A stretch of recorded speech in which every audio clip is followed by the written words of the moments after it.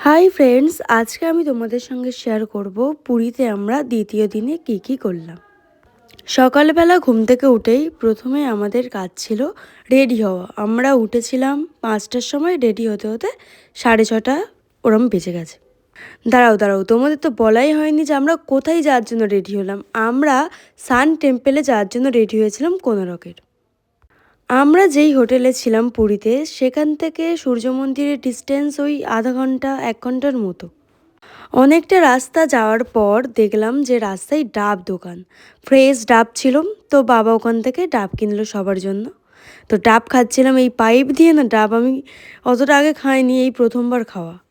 একটু হেঁটে গিয়েই আমরা টিকিট কেটে নিলাম। এই দেখো টিকিট। আমরা টোটাল ছিলাম 7 জন, তো 7 জনের টিকিট সবার হাতে ছিল। তারপরে একটা কাকু ওখানে দাঁড়িয়েছিল, সবাই টিকিটটা দেখে কেটে দিচ্ছিল। এই ভিতরে ঢুকে গেলাম কোনারক মন্দিরে। তোমরা একবার কচি করে এক ঝলক দেখে নাও ওখানটাতে কি আছে।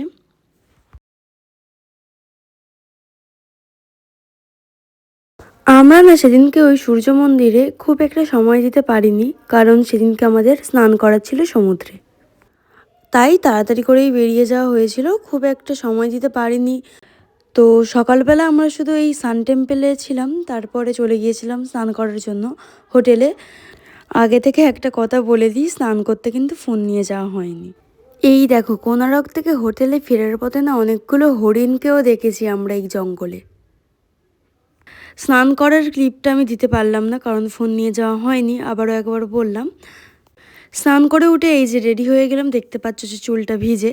তারপরে কি করলাম সেটা পরের একটা ভিডিওতে দেখাবো। সকলকে টাটা, বাই বাই, সবাই ভালো থেকো।